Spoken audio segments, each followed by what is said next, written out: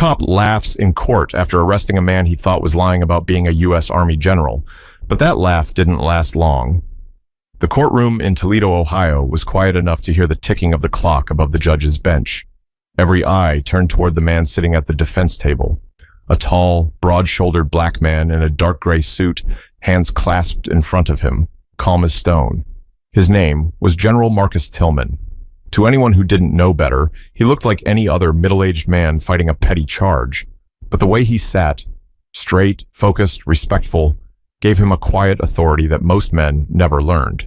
Across the room, leaning back in his chair with a smirk, was Sergeant Derek Whitfield, the officer who arrested him. Derek wasn't hiding his attitude. He didn't care who saw it. He whispered something to another officer beside him, chuckled, and shook his head. "You telling me this guy's a U.S. Army general?" Derek scoffed under his breath, loud enough for a few people nearby to hear. "Man, please. He looks like he changes tires for a living." The courtroom burst with soft, awkward laughs. Even the clerk glanced up from her screen for a second. But Marcus didn't flinch. He kept his eyes forward, his breathing steady. Years of discipline taught him when silence spoke louder than anger. Then the judge entered, Judge Rachel Brenner, sharp as ever, with a voice that could cut through any room. "Let's bring this to order," she said, sitting down and scanning the files before her. Case number 4518. Defendant, Marcus Tillman, charged with obstruction and resisting arrest. The words hung in the air, ridiculous to anyone who actually knew the man.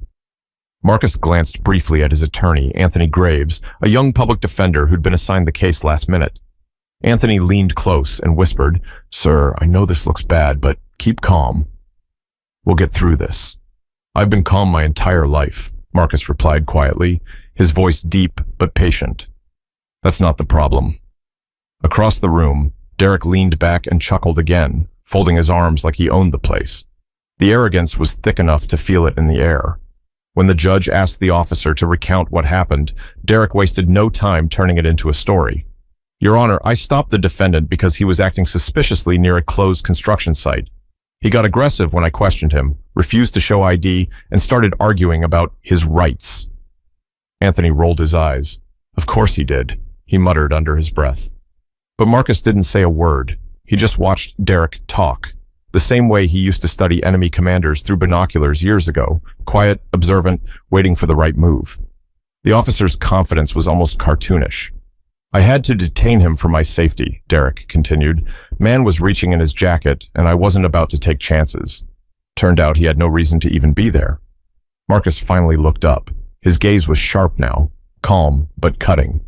"You didn't ask what I was doing," he said. "You assumed." Derek grinned.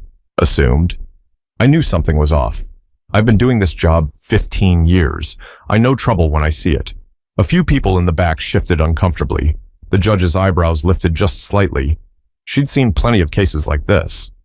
Anthony stood, straightened his tie, and said, "Your Honor, before we go any further, my client is a highly respected member of the United States military with over 3 decades of service. He wasn't loitering. He was inspecting a veterans housing project under federal contract." Derek laughed again. "Federal contract? For what? Cutting grass?" The laughter this time didn't spread far. The room went still. Marcus didn't move, but his silence carried more power than any insult. He turned slightly toward his lawyer and said softly, "He's not ready for what's coming."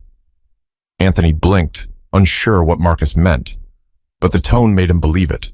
The judge leaned forward. "General Tillman," she said, "you'll have your chance to speak. For now, we'll continue with testimony." Marcus nodded.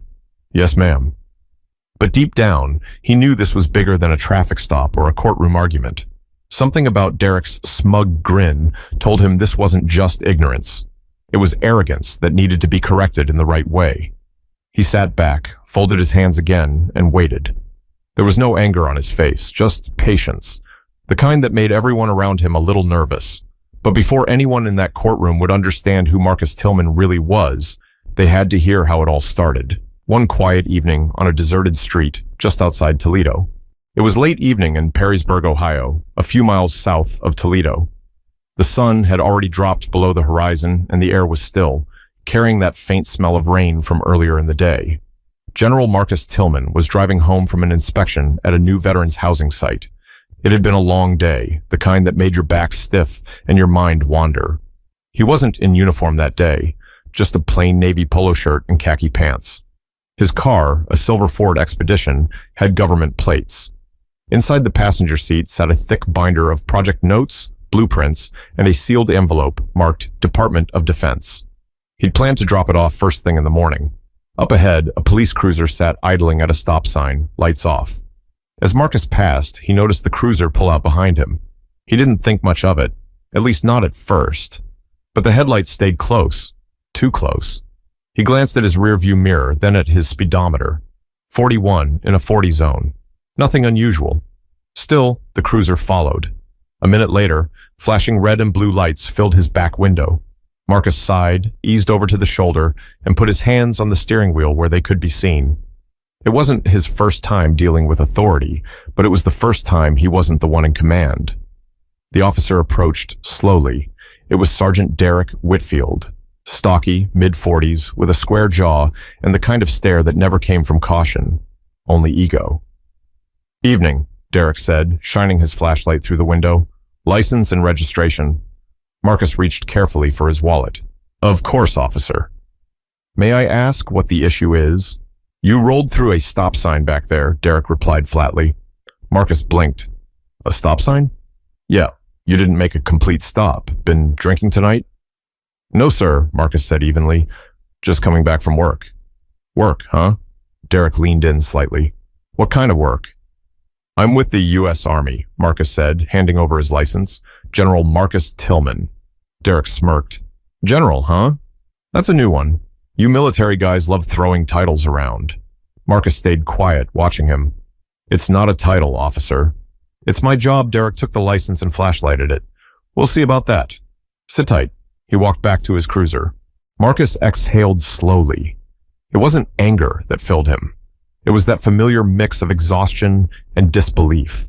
He'd spent decades serving his country, leading soldiers in combat zones, protecting men who looked exactly like Derek. Yet here he was, being treated like a suspect on the side of a road. After a few minutes, Derek returned, his tone sharper now. "Step out of the vehicle." "Is there a problem?" Marcus asked calmly. "I said step out." Marcus unbuckled and got out, his posture straight but non-threatening. Derek immediately positioned himself like he was ready for a confrontation. "I ran your plates," Derek said. "This car's registered to a federal agency. You want to tell me how you got it?" "I already did," Marcus replied. "It's a government-issued vehicle." Derek circled him slowly. "Government-issued? You think I'm stupid? People don't just drive around with plates like that." "I don't think you're stupid," Marcus said quietly, "but I think you're making assumptions." That one line hit Derek harder than Marcus expected. His jaw tightened. "Watch your tone," he snapped. "My tone?" Marcus asked, still composed. "I'm simply answering your questions." Derek stepped closer. "You think you're better than me, huh? With your fake badge and your big words?" "I never said that." "Hands on the hood," Derek ordered. Marcus hesitated for half a second, not out of defiance, just confusion. "For what reason?" "Suspicion," Derek barked. "Don't make me repeat myself." Marcus complied, resting his palms on the hood. The metal was still warm from the drive. He'd been through combat, hostage negotiations, bomb scares, but this moment, felt heavier than any of those, because this wasn't war. This was home. Derek began patting him down aggressively. "You carrying any weapons?" "I'm licensed to carry," Marcus replied, "but my firearm's locked in the glove box." "You're welcome to retrieve it yourself." "Oh, I will," Derek said, smirking again. "You military types love to test people. Let's see what you're really hiding." When he opened the passenger door, the first thing he saw was the binder and that sealed Department of Defense envelope. "What's this?" Derek asked. "Official documents," Marcus said. "Please handle them carefully." "Official documents, my—" "Yeah, right." Derek scoffed. "You printing fake letters now?" Marcus's patience was thinning. "That's classified material, Sergeant." "You're not authorized to—" "Authorized?" Derek interrupted, laughing. "Man, you really think you're someone important, don't you?" Marcus didn't answer. He just looked down, almost disappointed. He'd seen arrogance before, but this wasn't confidence. It was ignorance wrapped in a badge. But Derek wasn't done yet. The real trouble was just beginning. Because when ego meets power, someone always gets hurt. Derek slammed the passenger door shut and stalked back toward Marcus, waving the sealed envelope like he'd just caught a criminal red-handed. "You want to tell me what this is?" he demanded. "I already did," Marcus said steadily. "It's a Department of Defense file. Classified housing reports." Derek's grin widened. "Classified? Man, you got jokes. You think saying big words is going to scare me?" "I'm not trying to scare you, officer," Marcus replied calmly. "I'm trying to make sure you don't break federal law by tampering with those documents." That was it. Derek's face turned red. "You don't tell me what the law is." "I don't need to," Marcus said quietly. "You swore to uphold it." For a second, Derek just stared at him, eyes hard, jaw set. Then he stepped closer until he was nearly nose to nose with Marcus. "Put your hands behind your back." Marcus blinked. "For what charge?" "Obstruction. Interfering with a police investigation." "What investigation?" Marcus asked, his voice still even. "This one," Derek said, pulling out his cuffs. The sound of metal clicking echoed down the empty road. Marcus didn't resist. He turned, let Derek cuff him, and kept his gaze straight ahead. Years of discipline taught him that sometimes restraint was the loudest protest. A passing car slowed down for a second, headlights washing over the two men. Marcus could feel the weight of that look, the way strangers assumed guilt before innocence. "Officer," Marcus said quietly, "I'd like to call my attorney." Derek laughed. "You can call whoever you want once we get to the station. Maybe they'll come pick you up from the drunk tank." "I haven't been drinking." "Yeah, and I'm the mayor of Toledo," Derek sneered. Marcus looked at him for a moment. "You should be careful how you treat people, Sergeant." "Why's that?" "You gonna file a complaint?" Derek mocked. "Go ahead. I'll have it buried before it leaves the front desk." Marcus shook his head slowly. "No, you're not the one I'd be calling." That line caught Derek off guard. "What's that supposed to mean?" "Nothing," Marcus said simply. "Let's go." Inside the cruiser, Marcus sat quietly in the back seat, hands cuffed, watching the rain begin to tap against the window. Derek was talking on his radio, bragging to dispatch that he'd picked up a suspicious subject with fake military credentials. Marcus closed his eyes. Not from fear, but from disbelief. After all these years serving his country, after countless nights overseas defending people he would never meet, this was the thanks he got. When they reached the precinct, the mood shifted. The desk officer looked up when Marcus was brought in. "What's the charge?" he asked. "Obstruction," Derek said proudly. "Guy was acting shady, claimed he's some big-shot army general." The desk officer glanced at Marcus. "You got ID?" "It's in the binder he confiscated," Marcus replied. Derek rolled his eyes and tossed the binder onto the counter. The clerk opened it, flipped through the papers, then froze. Derek," he said slowly, "these are legitimate. They've got federal clearance tags. You sure you want to process this?" Derek frowned. "What are you talking about?" The clerk pointed at the letterhead. "This isn't fake, man. Look at the seals. You might want to make a call before you book him." Derek hesitated for a second but pushed it aside. "Nah, let's go ahead. I'm not falling for that fake document stuff. I've seen guys pull this before." Marcus looked at the clerk, then back at Derek. "You're making a mistake." Derek leaned close, smirking again. "We'll see about that, General." Marcus said nothing, but the quiet in his voice carried weight, a kind of power that didn't need volume. When they put him in the holding cell, the door clanged shut, echoing through the concrete room. He sat on the bench, his posture still perfect, his breathing steady. A younger officer walked by, glanced in, and whispered to another, "He doesn't look like a troublemaker." The other officer shrugged. "Whitfield's been on edge lately. Let him have his win." But that win wouldn't last long, because within 24 hours, the truth about who Marcus Tillman really was would reach people far above Derek Whitfield's pay grade, and it would all come crashing down. The fluorescent lights in the holding cell flickered every few seconds, humming faintly above Marcus's head. It was past midnight now, and the station had quieted down to the occasional phone ringing and the shuffle of papers. He sat upright, his back against the cold concrete wall, watching the reflection of the hallway through the bars. Derek Whitfield walked by every now and then, pretending not to look in, but his smirk always gave him away. To him, this wasn't about law. It was about pride. He wanted Marcus to look small. When the desk officer finally approached, holding a clipboard, he hesitated. "Sergeant Whitfield," he called out. "I just got a call from the captain. He's asking why we've got a guy in custody with Department of Defense clearance." Derek waved him off. "Man, that's fake. He's running a scam. Captain's just paranoid about bad press." The desk officer frowned. "I don't know, man." His credentials checked out on the federal system. Derek froze for a second. "What?" "I said I ran his info through the database," the officer continued. "It came back verified. Major General Marcus Tillman, U.S. Army, current active status." For the first time that night, Derek didn't have anything to say. He muttered something under his breath and stormed toward the cell. Marcus looked up at him calmly. "Change of heart?" Derek stared at him, jaw tight.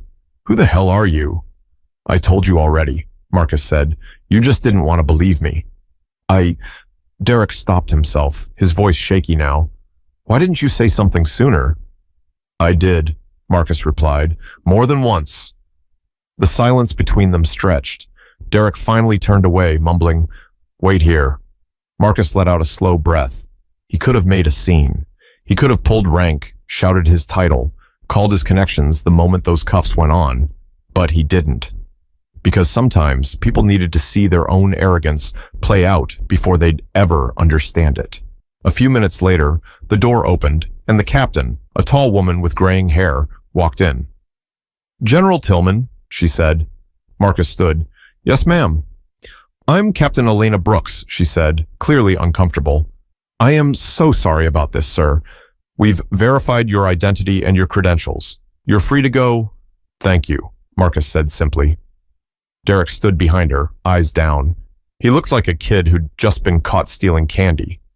The captain turned to him sharply. "Sergeant Whitfield, in my office.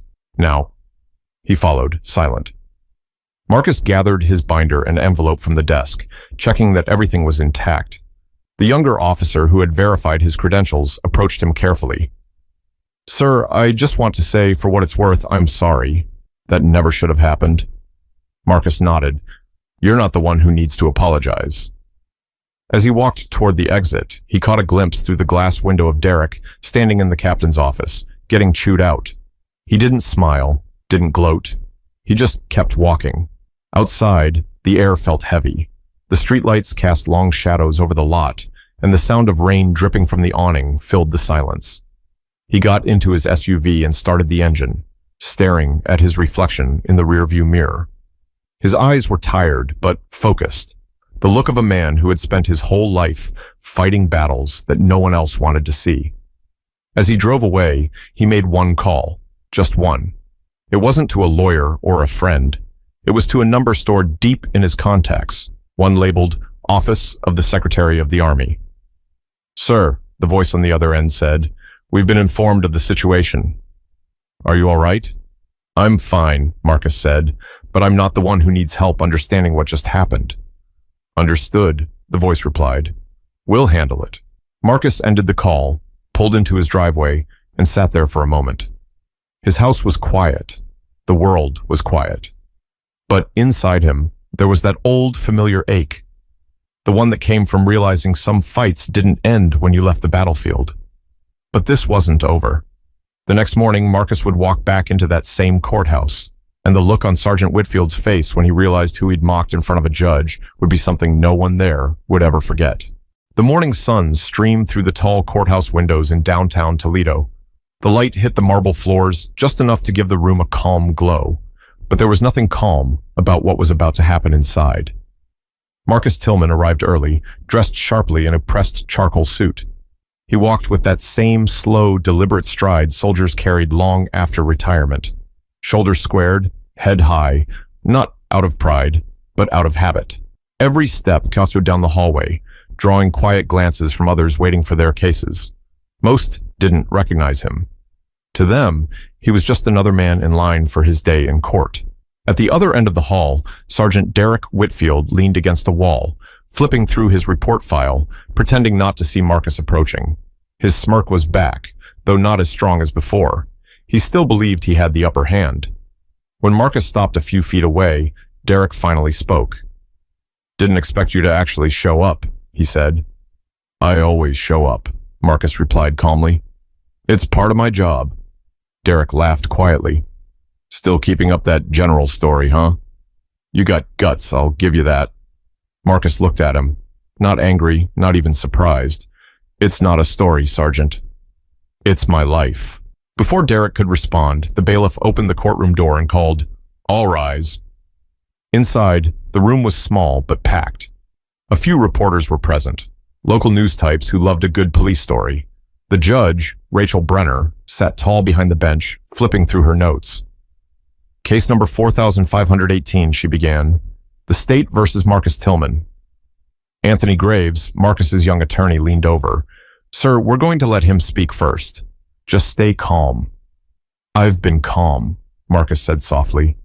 "That's not what needs to change." The judge looked up. "Sergeant Whitfield, you filed this report. Please explain what happened." Derek stood, cleared his throat, and walked to the center of the room. "Yes, Your Honor. On the evening of September 14th, I observed the defendant acting suspiciously near a closed construction site. He refused to comply with my commands, became verbally combative, and resisted arrest." Marcus kept his eyes steady. Anthony interjected, "Your Honor, we have video evidence that says otherwise." Derek turned quickly. "What video?"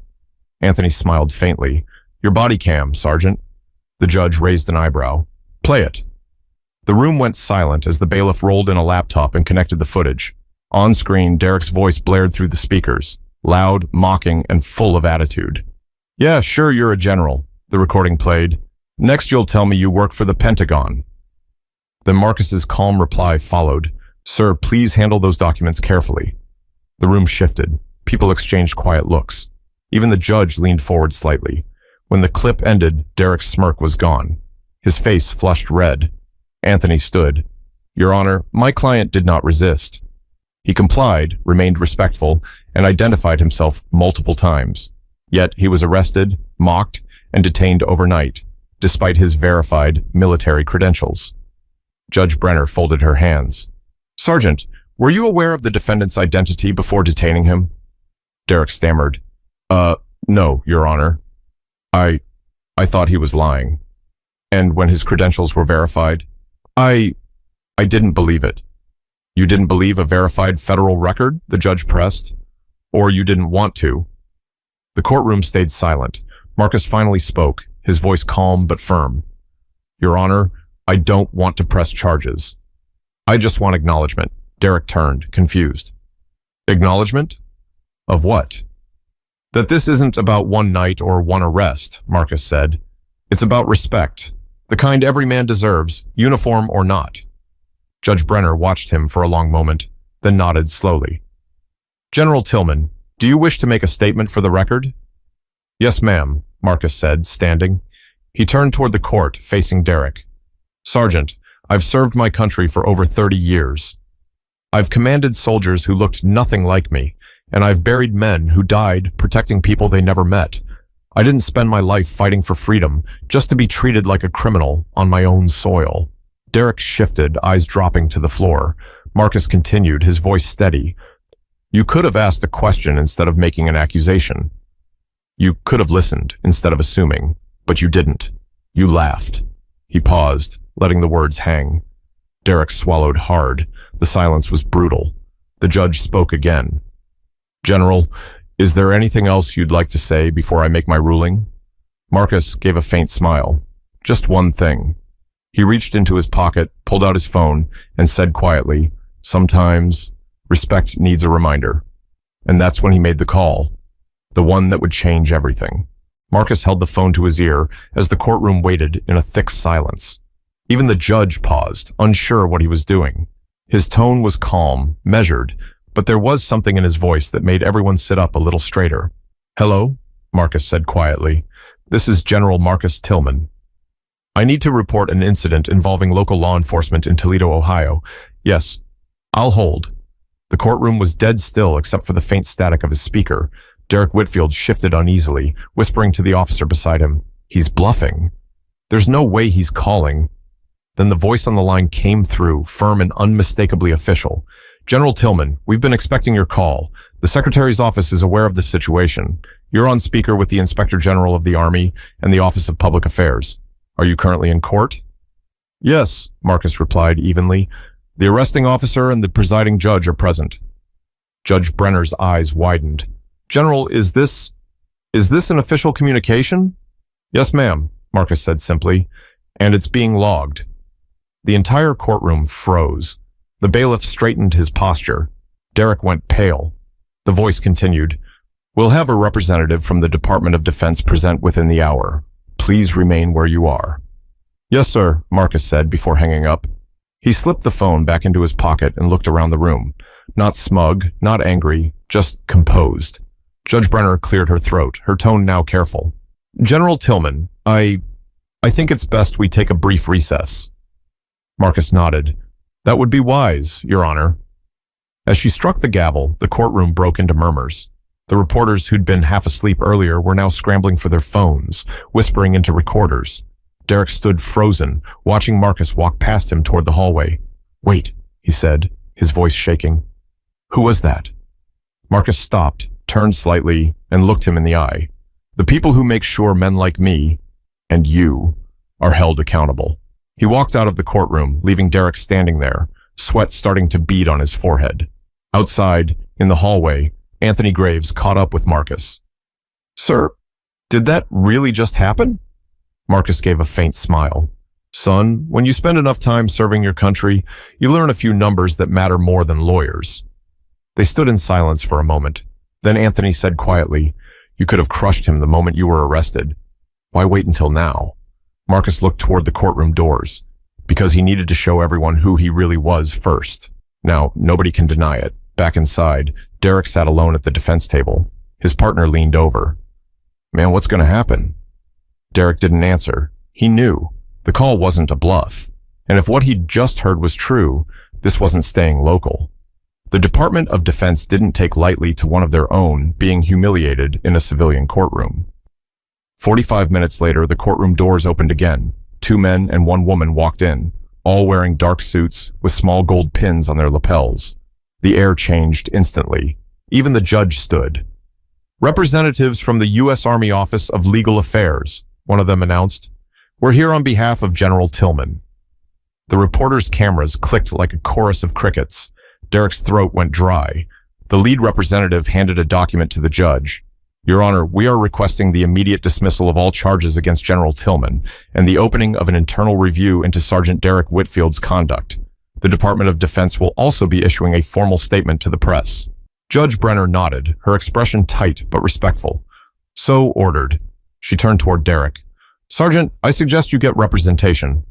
He stared down at the floor, his earlier arrogance gone, replaced by something Marcus had seen 1,000 times before.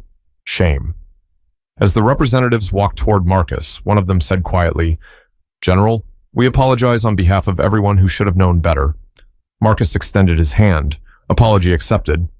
But this isn't about me. It's about what's right. The man nodded. We'll make sure that message is heard loud and clear.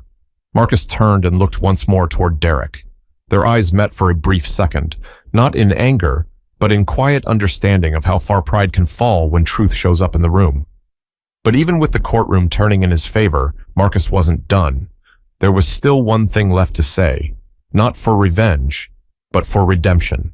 The courthouse emptied out slowly that afternoon, but the weight of what had just happened still lingered in the air. Word had already spread. Reporters clustered outside, cameras rolling, voices overlapping as they shouted questions about the Toledo incident. Inside, the judge's chambers were quiet. Sergeant Derek Whitfield sat alone in a chair, his badge and service weapon laid neatly on the table in front of him. He wasn't handcuffed, not yet, but the humiliation was worse than any punishment he could have imagined. His world, built on control and authority, had crumbled in front of a crowd. The door opened, and Captain Elena Brooks walked in.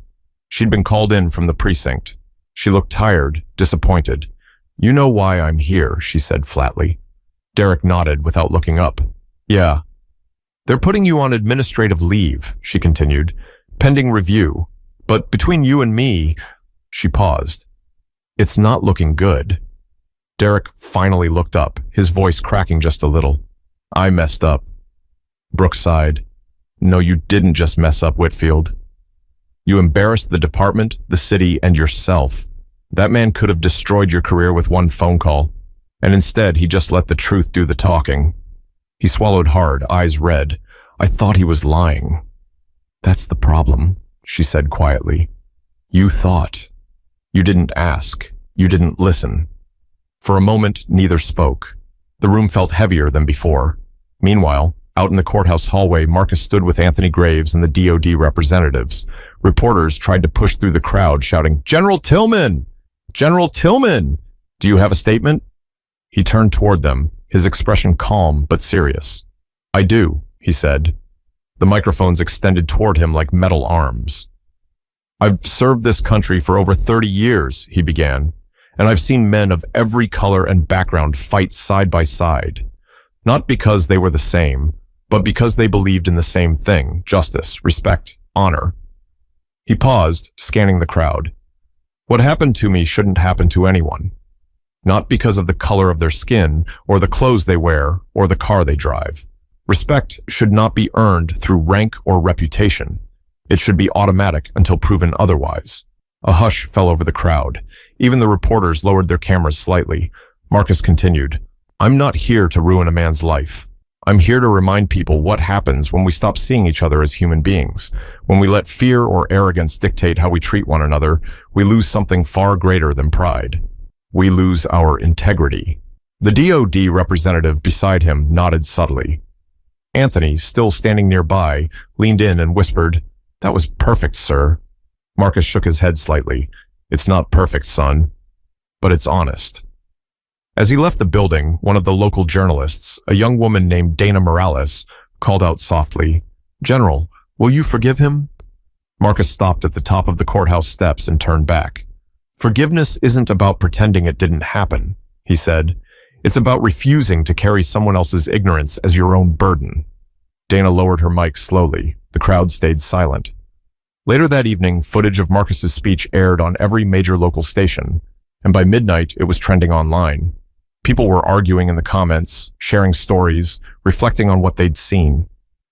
At home, Marcus sat in his living room, the TV still playing muted in the background. He didn't need to watch. He'd lived it. He glanced at the folded American flag sitting on the shelf above his fireplace, the one that had traveled with him through 3 tours overseas. It reminded him why he'd chosen silence when he could have chosen power. Because real strength didn't shout.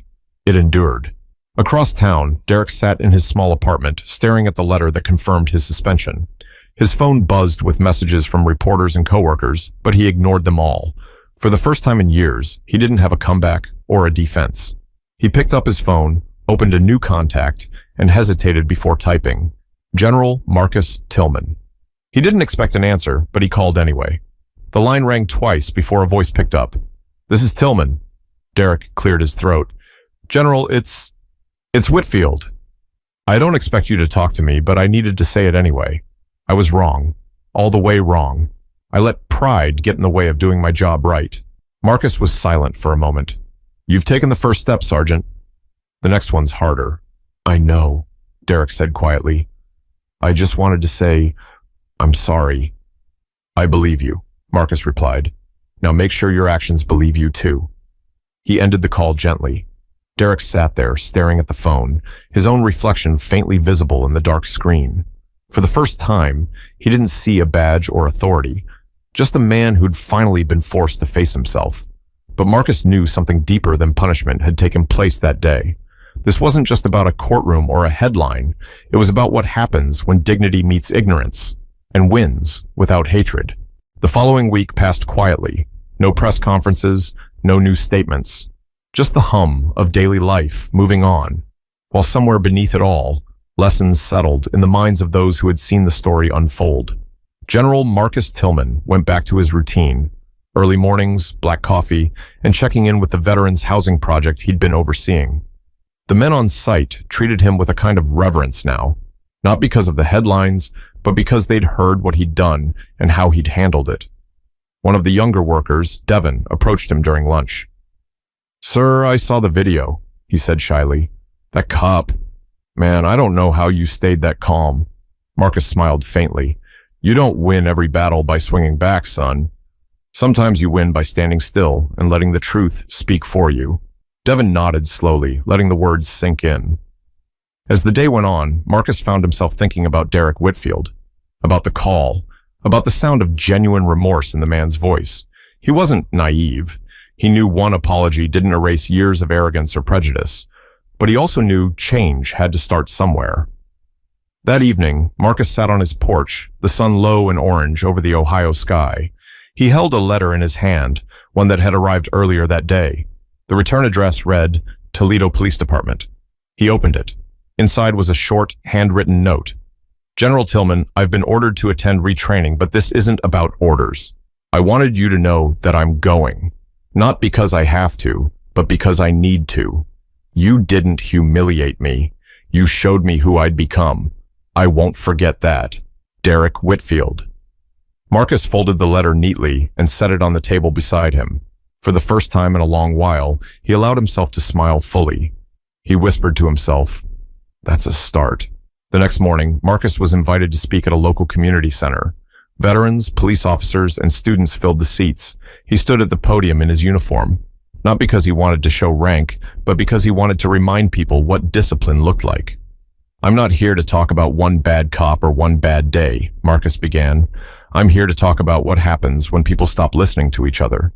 He glanced around the room, faces of every color and age looking back at him. Respect isn't a reward, he said. It's a responsibility. It's what you give to people before you judge them, not after. He paused. You want to change the world? Start with how you treat the person standing in front of you. That's where justice begins. Not in a courtroom, not in a headline, but in a conversation. The room was still. No one moved. Afterward, a young police cadet approached him and said, Sir, I think I needed to hear that. Marcus smiled. We all do, son. Even me. As he left the community center, the same reporter from the courthouse, Dana Morales, stopped him again. General, after everything that's happened, do you feel justice was served? Marcus thought about it. Justice? He said quietly. Maybe. But justice without understanding doesn't last. Understanding, that's what changes people. Dana lowered her mic. And forgiveness? He looked at her for a long moment, then said, Forgiveness isn't weakness. It's what separates discipline from revenge. Later that night, Marcus sat once again in his living room. The letter from Derek was still on the table. The folded flag caught the glow of the lamp beside it. He leaned back in his chair, the faint creak of wood filling the silence. In his mind, he replayed everything. The stop, the cuffs, the laughter, the phone call, the look on Derek's face when the truth hit. But what he remembered most wasn't anger. It was the moment Derek called to apologize, because that, in its own small way, was victory. He stood, turned off the lamp, and said softly to himself, Some wars aren't fought overseas. Some are fought right here, in how we choose to treat each other. The house went dark. The night air was cool, still carrying the faint sounds of the city, quiet, steady, alive. And that's the thing about respect.